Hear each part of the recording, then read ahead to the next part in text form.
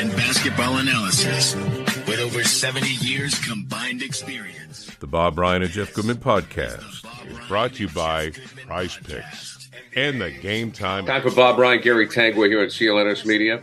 Brought to you by Prize Picks, the exclusive daily fantasy partner of the CLNS Media Network. Pick more, pick less with Prize Picks. All right, Robert, here we go. I saw this interesting topic, and when it comes to the Celtics, we kind of have to dig for topics. Mm-hmm. But do you feel as confident with Payton Pritchard finishing a game as you do with Jrue Holiday? I may almost have to recuse myself from this discussion, given my affinity, long-standing admiration and appreciation of Payton Pritchard, which goes back to Oregon. The answer is yes, and I think that Holiday, being Holiday, would not have his ego bruised. That if that were to be the case, I think he would recognize the team factor. Unless I've misjudged him totally, and I don't think I have or anybody has.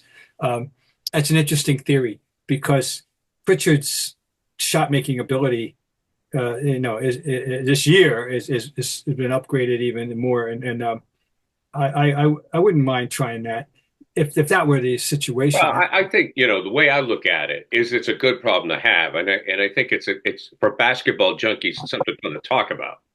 I mean, if I'm in the playoffs, for me, Holiday's my guy. Obviously, to me, I mean, we've seen what he's done. He could have been the MVP last year of the finals. I think he was an unsung hero. He gets open. He does things that you just don't see coming. He does the little things, and I think he's still the number one guy to me. However, if you're in a jam, if there's foul trouble, if he has a night off, if he's hurt, Pritchard certainly has made us feel a lot better. No, they have a very legitimate good three-man backcourt now that they can really rely on. I think Pritchard has earned himself that status. Now the funny thing is, if we were talking about this tonight or tomorrow, or the guy who you would replace is not Holiday, it would be White, who's in the slump. Now, we assume he'll come out of that slump. That it would be shocking if he doesn't, but he is in a legitimate slump and shooting threes. But Pritchard, he's earned this discussion. He's earned this respect. The year that he's having, he is a legitimate. Although as Boston always gets very parochial. I don't care what sport we're talking about. We do get excessively parochial. Oh, he's the leading candidate for sixth man. Well, he's a candidate. Right. He's not the leading candidate necessarily. Right. He's a candidate, anybody is, and that's fine. But that's an interesting premise. I mean, the guy has just been so reliable this year, and I think it's a testament to the coaching staff. It's a testament to Pritchard. Holiday's in foul trouble. Holiday gets hurt. You got 2 minutes to go in a playoff game. You got Tatum and you got Brown on the floor. Yeah, and Pritchard's in, and you're like, okay, no big deal. Now you can put a lineup on the floor because of Brown's versatility. That he's really a combination big guard, small forward, with power forward body, and you could put a lineup out there that would include him as the other guard if you wanted to have Hauser out there along with say Tatum and Porzingis, or if you had Al out there along with Tatum and Porzingis, whatever. So you would have Brown. You still have two legitimate ball handlers, etc. No, it's an interesting premise, but it's a tribute that we were having this discussion to the year that Payton Pritchard is having, and he's. Like I said, this doesn't have relevance to all our viewers or listeners. He's a combination, to me, of Larry Siegfried and pick your choice, Eddie House, because of the three-point capability. But I'm telling you, I can't think of a comparable Celtic guard at that size since Larry Siegfried last played a game in the 1969-70 season for the Celtics that fits that defensive aggressiveness, the feistiness, and he is a tough little guy, and they didn't want to pick on him, but he doesn't give up baskets easily. And I love his rebounding, and his sneaky offensive rebounding is a major asset on his team. And we haven't had anybody that I can think of. Maybe I'm forgetting somebody, so I'd be happy to get any candidates since Larry 54 years ago that is that type of start at that size. We've had Tiny Archibald was that size. He was a different kind of player. Player, right? By the way, Tiny was taller than people think. Tiny somehow projected small, and he had the nickname Tiny.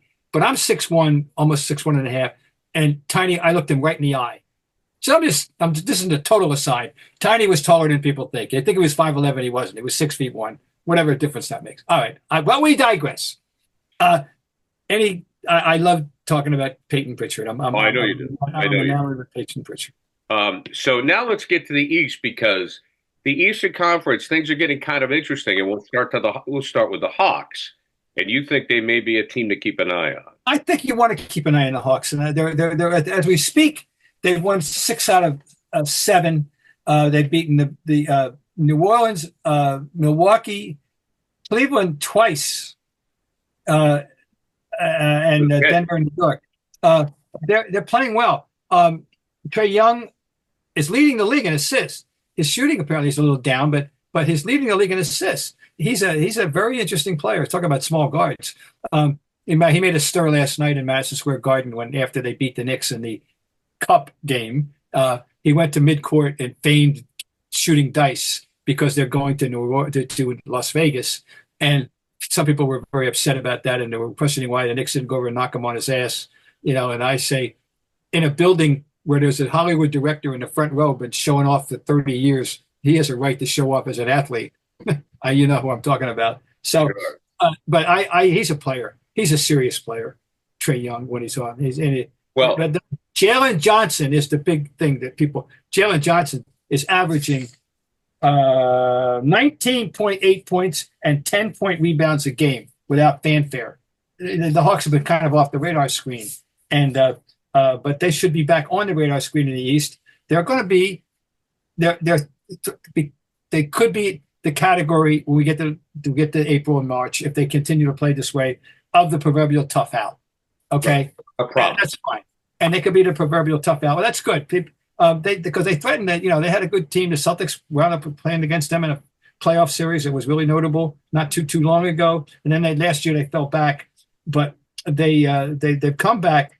DeAndre Hunter, who I loved at Virginia, has led them off the bench now in 5 times during their winning streak. That's very impressive. So we talk about 6-man. I'm sorry, folks. He may be the leading candidate, right. Not our guy. But DeAndre Hunter, 6'7" forward from Virginia, which means he had to learn to play defense, so he never would have gotten off the bench for Tony Bennett. And he's a nice player, and he's coming off the bench. So they've got some assets. And Quinn Snyder can coach. He can coach. Now, my question about Quinn Snyder is, why is he wearing those silly red glasses? And I don't know whether he was a devotee of Sally Jesse Raphael many years ago. Sally Jesse Raphael? Yeah, she had the red glasses, which I found out she got because she needed glasses at one point. She went across the street to get the readers, and they only had was red or something. She got the red, and that suddenly became her trademark. I don't know why Quinn Snyder wants those dumb red glasses as a trademark. You know why, Bob? I'll tell you why. Because everybody in the NBA has a stylist. I'm not kidding. Remember when Paul Pierce was wearing glasses without lenses? Dwayne Wade was wearing glasses, no lenses. Okay. Lenses. And they didn't hide the fact. They were like, yeah, there are no lenses in there. I just think they look cool. By the way, the flip side of that was during the Barcelona Olympics. The word, I saw this with my own eyes, that Scottie Pippen was wearing glasses with clear frames. Oh, yeah. He wanted to look studious. Oh, I've known people that have done that. He wanted to look studious. Dude, Bob, television anchors, the clear, not prescription. Yeah. Tonight. Let me tell you what's happening. I mean, it's a bunch of bullshit. Whatever. Great secrets, folks. Read about it. Believe me, you put these on, you'll get dizzy. Listen, people, we have Gary around. We get some trade secrets on that TV On the biz. TV thing. Oh, yeah. And not to mention the movie biz. We got some trade secrets for And you. Ice Picks is the best place to get real money sports action. With over 10 million members and billions of dollars in award winnings, Prize Picks has made daily fantasy sports accessible to all. You just pick more or less on at least 2 players for a shot to win up 200 times your cash. Run your game all season long on Prize Picks, America's #1 daily fantasy sports app. Make your holidays bigger and brighter with Prize Picks, the best place to get real money action while watching your favorite sports. Prize Picks is the best way to get action on sports in more than 30 states, California, Texas, Georgia, Florida. You can win up to 200 times your money with Prize Picks, because this holiday season, Prize Picks is giving away 2 free picks in December, and they're giving away $30+ million in rewards during Pickmas. Pickmas, folks. Prize Picks also offers weekly promotions that can lead to big payouts, like Taco Tuesday each Tuesday. And Prize Picks discounts select player projections up to 25% to provide even more value for your lineup. So think Steph Curry will get more than 5 3-pointers next week, or Giannis more than 35? Cook up your hot takes with your friends. Win real money this basketball season when you and your crew run your game on Prize Picks. This week's Prize Picks, you're looking Tatum over 29 points, Anthony Edwards over 25 points, Anthony Davis more than 12 boards. Download the app today and use code CLNS to get $50 instantly after you play your first $5 lineup. Again, download the app today and use code CLNS to get $50 instantly after you play your first $5 lineup. Prize Picks, run your game. Anyway, back to Hawks. Yeah, go ahead. 14-8. They're going to be, respectable. And I love a category of team that you're happy to root for. Their fans should be happy to root for them. Right. Much like the Rockets, their fans should be happy to root for them. And by the way, the East, when I last checked in on this matter, there were 10 Western Conference teams over 500 and only 4 Eastern. We're up to 7 in the East. And the East is not the pushover that people think it is. It's not going to be if it continues like this. But definitely Atlanta is a team that has earned some respect, and good for them. What's going on with Orlando? Well, I feel bad for them. First, they looked like they were going to be the next one up after Boston and Cleveland. They had a shot to be the next one up in the East, over Milwaukee, we know Philadelphia, a whole other story. Well, we don't need to talk about them tonight. But and Banchero, who is a wonderful young player and who is going to be a big key to our next Olympic team, by the way, when that rolls around. He got hurt and he's out. But they were winning anyway. And one reason they were winning anyway was the Wagner brothers, led by Franz, who is a terrific player, averaging over 20 points a game this year. One of the 40 people averaging 20, by the way, but that's another story. And he got hurt. Now he's got an oblique injury, and that's a mysterious injury that I looked up. It's very nebulous. It's very mysterious. There's different categories, but anyway, he's out indefinitely. Now they were winning without Banchero. I don't see how they can continue to win without Wagner as well. So that's too bad for them, because they were showing some signs of life, and we'll see if they can hang on now. But I don't see how they can without Franz Wagner. Bob, I wanted to mention this before, but when you mentioned Trae Young rolling the dice at center court because he was going to Vegas, I think that's the only time you had a league commissioner happy that a player was insinuating or representing gambling. Because as we all know, Vegas, baby, Vegas, the NBA loves this stuff. Now, you and I really haven't followed it. We're not into it. Our colleague Jeff Goodman isn't either. But with an objective eye, can you see that this is helping the league at all, or do you have any idea? I don't know. I hear ratings, are not good in general compared to they're down. I don't know that this is, so that it doesn't appear to me that it's been a great stimulus for ratings. I just can't see people getting excited about it. Well, I think it worked last year because LeBron was in it. Okay, well, all right. I mean, the Lakers. Right, yeah, all right. You're right. Here's the thing: is I'm, have been teaching at the higher learning institution of Emerson, and it's still about names, man. It's still about names. Really? Yeah. With sports and with the way kids follow and on the phone and all that, it's still about names and personality. Okay. It really is. So that's I can't get excited about it, and I just have to laugh. The Lakers won it last year. and who cares? And but I mean, LeBron is still a guy. Like if LeBron's in it, or Steph's in it. I don't know who those next guys are. Maybe it's Houston, maybe it's San Antonio, but they're not there yet. I don't know if Tatum and Brown are. They're just Tatum and Brown are just so workmanlike and just. No, they're not. They don't move the needle. I don't think that way at all. But they don't want to. I'll tell you who moves the needle. Just John Morant. Right. John Morant moves the needle. I think he moves the needle. Any young player does out there. And then I think there's guys that move it for me, but they don't, like Domantas Sabonis. But no, but John Morant. By the way, that shot he made against the Celtics, that reverse dunk on. Oh yeah. For a guy 6'1". I mean, it was, to me, the shot of the year. So the dunk of the year if you're going to do it. But anyway, he may move the needle a bit. Yeah, you're right. It's a very good point. And I've never been like that. To me, it's the team. But for people, if it's an individual, and the NBA, no question, David Stern sold the NBA by marketing Magic and Larry and setting the table for Michael.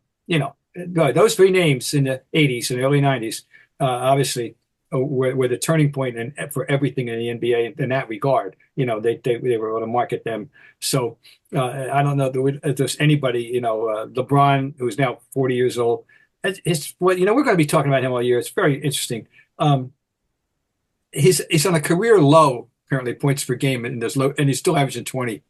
And he's 40, and he's going to be 40 in 18 days as we speak. He'll be 40 years old, and that's are you aware, by the way, of this raging X debate about who's better historically, LeBron or Kobe? Not Michael, Kobe.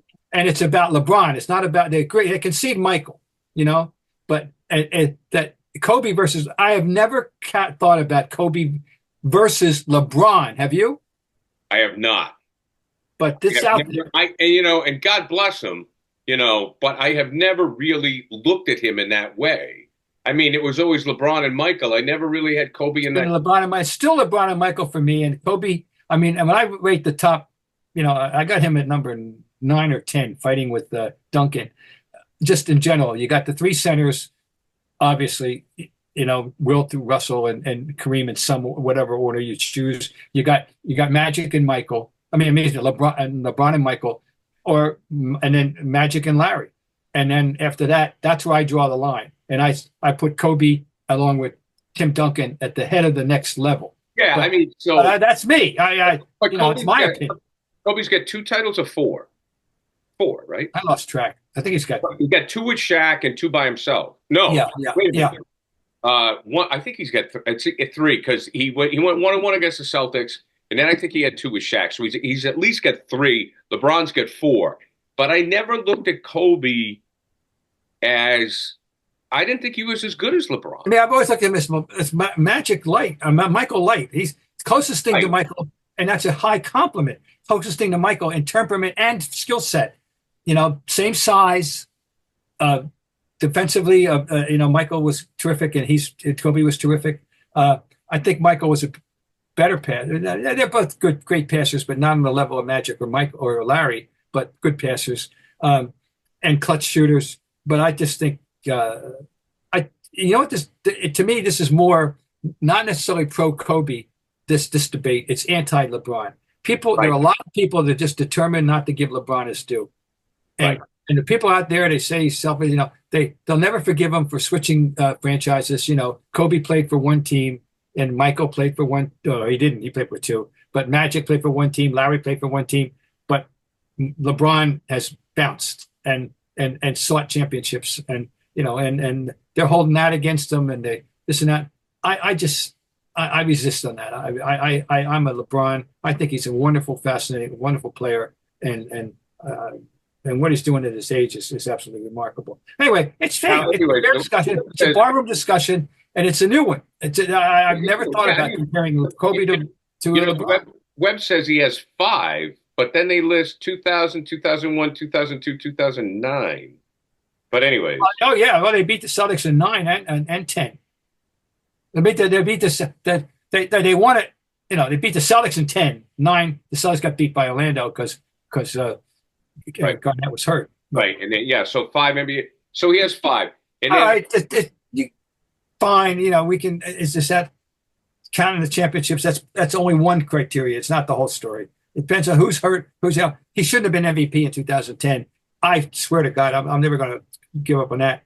Pau Gasol should have been the MVP in 2010. But, you know, it's on his record. Fine. You know, and that's, anyway, it's a discussion that a week ago I didn't know existed, but believe me, it's out there. yeah, LeBron's never going to get his due. I've always felt that, you know, you can.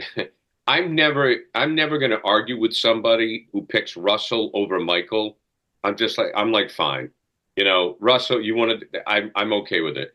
But like anybody else, like to me, it's still Michael. It's still Michael over LeBron. And then LeBron comes in second. Michael Jordan, there was so many things about it. His first game that Larry played against him, Larry came out and said it's the greatest thing I've ever seen. And he specified that it's different than, you know, Larry looked up to Magic and compared himself, and they thought they were mirror images in many ways, but this was something different. And that night he had like 29. It wasn't like a rocket ship game. It was a workman-like, you know, but Larry being Larry and being the professional that he was, he saw things that, whoa, I haven't seen this before, you know, and he told us right away, this guy's the greatest thing I've ever seen. And that was after one just routine Michael performance, not even what would turn out to be his greatest thing. So I've always respected that, you know, and because, you know, I'm prejudiced toward Larry. So no, I'm sticking. And we've had this discussion. I've had it 100 times. I'll have it 1,000 times willingly. Here's the difference between LeBron and Michael for me, and how they each ascended to the top of their respective mountain places in different eras. Okay. Michael got there when he was willing to share and trust his teammates. And I always say that the 1987 or 88 Michael would not have thrown those passes to John Paxson and Steve Kerr that won championships. But he was willing to do that at that point in the early 90s and then finally got himself a ring. LeBron, conversely, needed to accept the responsibility of being the best player on the floor and acting accordingly. He was deferential in 2000 to the point where against the Celtics, where I really believe, I hate to say, did he quit? And in 2001, he was deferential against the Mavericks, and it cost him that series. Something happened. We'll never know. Will he ever tell us? Will he give us the tell-all autobiography, you know, that I figured out what I had to do, or somebody got to me. I don't know who. Maybe Phil sat him down in a room, you know, and sat him down and said, look, you got to take over. But from that point on, he understood when to turn it on, when to turn it off, the word I use is calibrate, how to calibrate his great raw talent with his teammates, something that is absolutely necessary for any great player, and to get to the mountaintop. And he finally figured it out. Once he did, multiple championships followed. So, I mean, we'll never forget that Andre Iguodala was the MVP of a finals. I know. How about that? I know. And that, so, you know, that couldn't happen before. Anyway, that's the difference in that sense between those two. And that's always been and they say, who's better? Well, LeBron is bigger, stronger, faster, better passer, better rebounder, not as tenacious a defender all the time, but he got to be a pretty good one. But if I'm playing for my life tonight, there is no question. I went Michael Jordan. He's the guy you want in the foxhole. No question. Not LeBron. It's not in LeBron's nature. Michael is a cutthroat, ruthless competitor. LeBron was never cutthroat and ruthless. He was team-oriented from day one back in St. Vincent St. Mary, and just didn't have that personality that Michael had. And Kobe has a lot of that. You know, he's the closest thing to Michael we've seen. It's game time. You're looking for tickets to your favorite college football team or NFL team. Game Time is the place to go. All right. And when you go to the Game Time app, you can just pick whatever part of the country you're living in, or maybe where you're visiting. You just punch in the zip code and you're off and running, folks. They've got a new feature called Game Time Picks that makes getting tickets to see your favorite teams play live even easier. Game Time Picks filters out the fluff. So they show you only incredible deals on great seats, so you don't have to waste time searching through thousands of tickets. Like, hey, if you're in Chicago, go to Chicago. Find out what's going on with the Bulls. What's happening? What's going on? Maybe LA with the Lakers, or maybe Tuscaloosa for college football. Check it out. It's as simple as that. They've got super deals, and seat views before you buy them. So you just go on, you pick the seats, and you see the view, so you know what you're going to get. Guaranteed deals make it easy to find the best prices on great seats, the lowest price guarantee, and event cancellation protection. So check it out. Game Time, the best ticket coverage in the business. Your purchase is covered with the most flexible customer service policy in the ticketing industry. Download the Game Time app today. Create an account and use code CLNS for $20 off your first purchase. Terms apply. Again, create an account, redeem the code CLNS for $20 off. Download Game Time today. What time is it?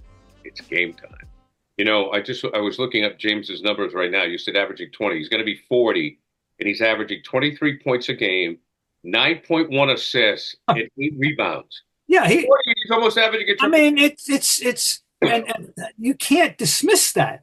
I'm sorry, and it's not as if, and I've seen Exus, you know, he's a stat compiler. He is not. No, he is. I've seen stat compilers. And I'm telling you right now, LeBron James is not a stat compiler. He's a basketball player who plays every night to win.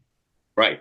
And that's what he's always done, going back to St. Vincent, St. Mary, when he was accepting who he is and how great he is. He had that period of time where it took him a while to come to that realization in Cleveland, but once he did, they started to win. Who's the biggest stat compiler you have ever seen? Who's a stat guy? Do you have? Elvin Hayes was a stat guy. Not my favorite player. He was up there. He was up there as a stat compiler. I always kid that they would never have won the championship that they did win with the Bullets in 1978 if Elvin hadn't fouled out.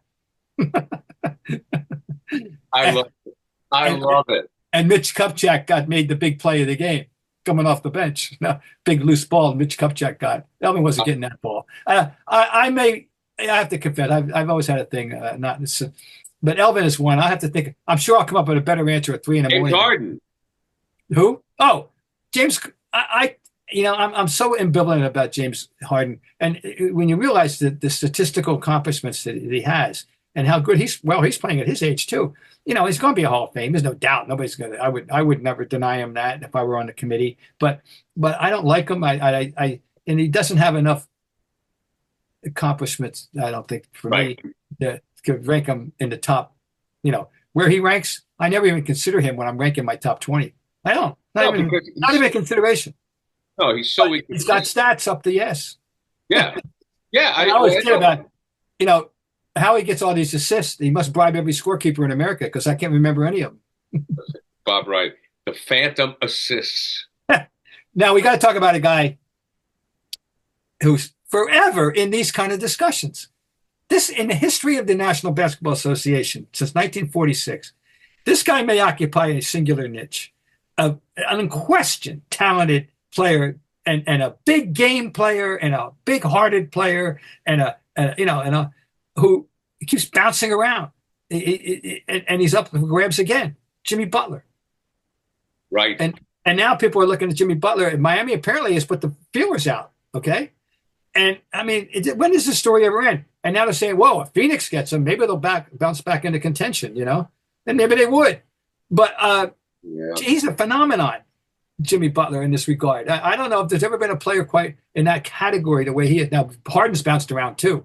But there's something about Jimmy Butler. You know, you want him, but you want him and you want him, and then he, but this you're willing to give him up, and he's 34 now. So whoever gets him, it's going to be for the immediate future. Well, I always thought Jimmy Butler was Dennis Johnson on steroids. Well, you know, DJ was a tough guy. DJ was a tough guy, and God, did he change his opinion on him when he was traded? Sure. You know, oh my God, we were anyway. That's it. Let's table that discussion. We won't table that one, but yeah, it's a good point.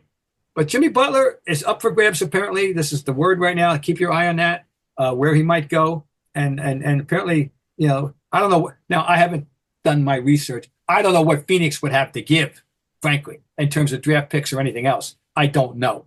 They'd have to give up. You'd like to think that Miami, and I did see a thing, we're not giving him away. Yeah. Okay, no, I wouldn't either. But he's an interesting player, and he was not a highly touted. He was just a guy you would draft in the first round, but he was never touted for superstardom coming out of Marquette. I saw him in a tournament. I mean, Chicago, right? I mean, to me, he really turned it on in Miami. Yeah, he did. Exactly. He knocked the Celtics out, basically. Yeah. Remember, we had these discussions, Gary, and with Jeff. If only Tatum particularly had the spunk of Jimmy Butler.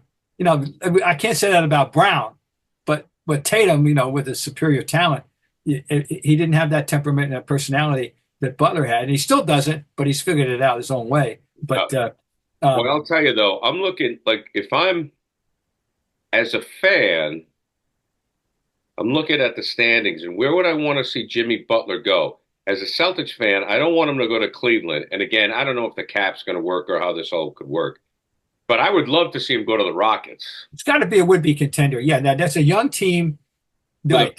One more. Oh, that would be very interesting. The Rockets or even the Hawks.